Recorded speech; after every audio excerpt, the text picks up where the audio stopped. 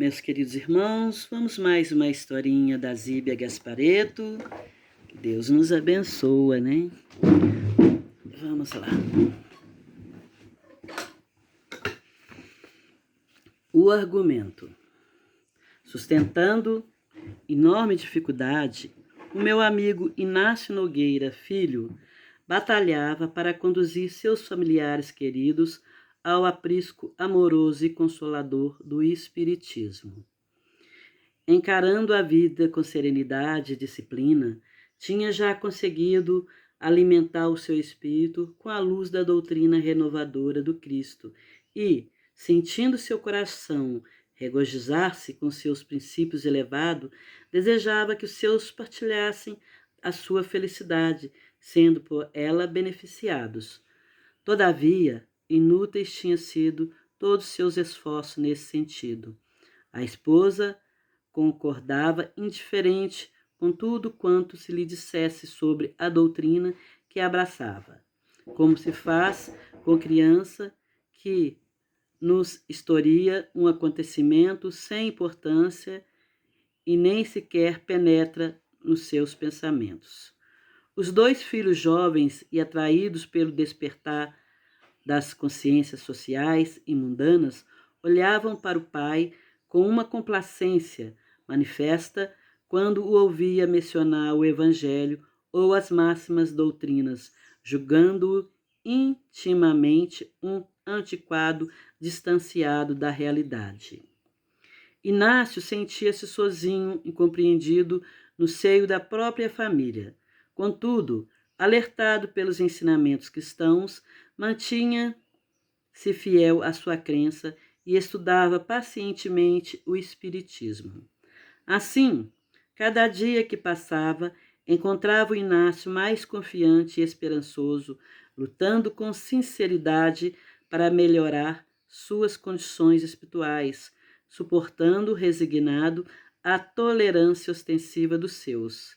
Agindo assim, progrediu de tal ponto que a sua sensibilidade mediúnica desabrochou equilibrada e vigorosamente, impulsionado por pensamentos edificantes, obedecendo à orientação de generosos mentores, passou ao atendimento de desafortunadas criaturas que o procuravam para orientação e para o passe. Tornou-se ocupadíssimo, multiplicando-se no bem. Porém, em suas novas atividades, não logrou o apoio e a compreensão dos familiares que o julgavam fanático. Exasperavam-se de ver a casa sempre frequentada por pessoas estranhas, algumas mal vestidas,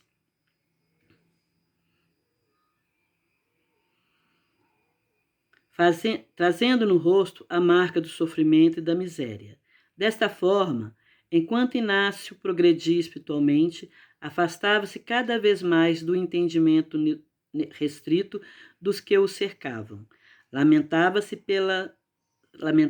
ele pesaroso, mas confiava em Deus, orando sempre em benefício deles, desejoso de vê-los comungar no mesmo ideal cristão. Os rapazes, contudo, protestavam veemente contra a atitude paterna. A mãe solicitava paciência, contestando que Inácio fora o seu fanatismo religioso, era pai e marido exemplar, mas eles, não se conformando em que o pai praticasse a mediunidade e a assistência social, alegando envergonharem-se das atividades paternas diante dos amigos. Primeiro um, depois outro abandonaram o lar a pretexto de emprego e viajam para a cidade distante. Inácio sofre profundo golpe em seu amoroso coração, porém, alertando os filhos para com os perigos da ambição e da vaidade, abençoou-os comovido. Meses depois, a esposa, a pretexto de inesperada doença do filho mais velho, viaja para visitá-lo e não fala em regresso.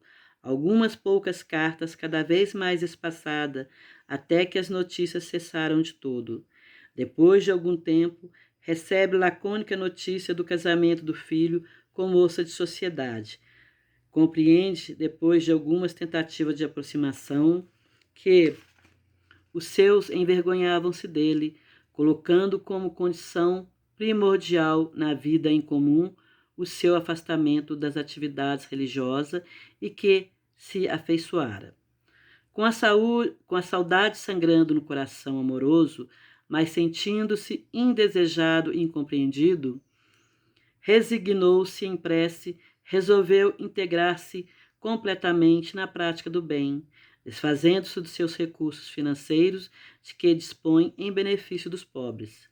Para não ofender ao orgulho da família, adota singelo pseudônimo. Muda-se para quarto humilde, onde continua sua tarefa na mediunidade, que desabrocha em vigorosa potência do seu espírito lúcido.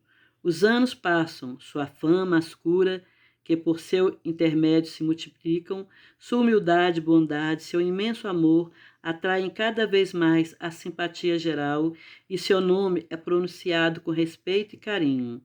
Envelhecendo já, continua trabalhando intensamente em benefício de todos.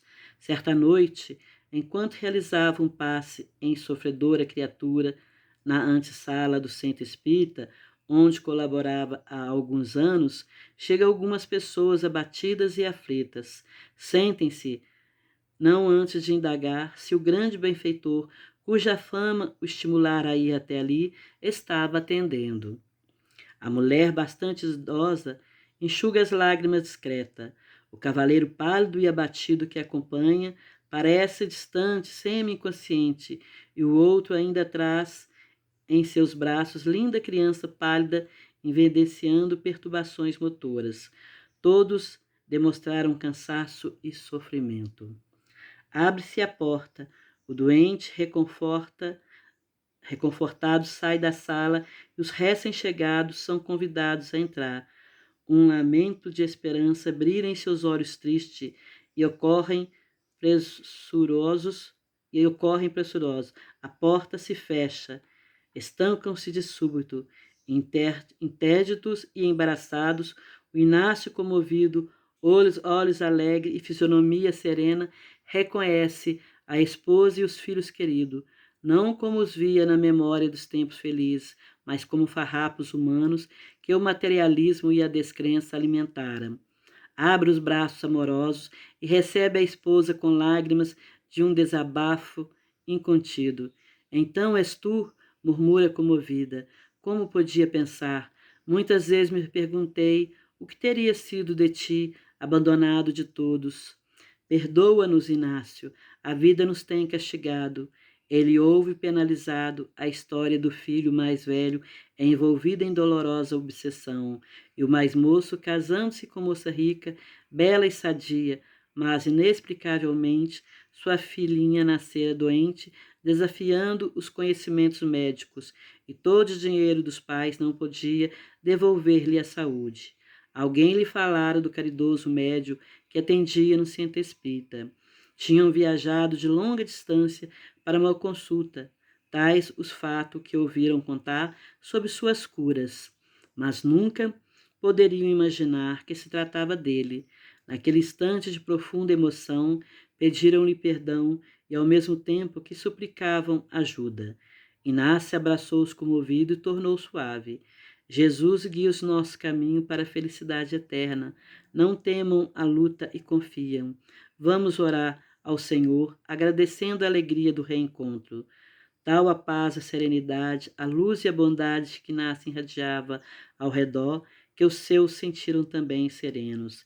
E alguns dias após, quando Inácio chegou ao centro espírita, encontra toda a sua família renovada, mais serena, solicitando a palavra com respeito e, no fim, suplicando também a oportunidade de colaborar. Marcos Vinícius.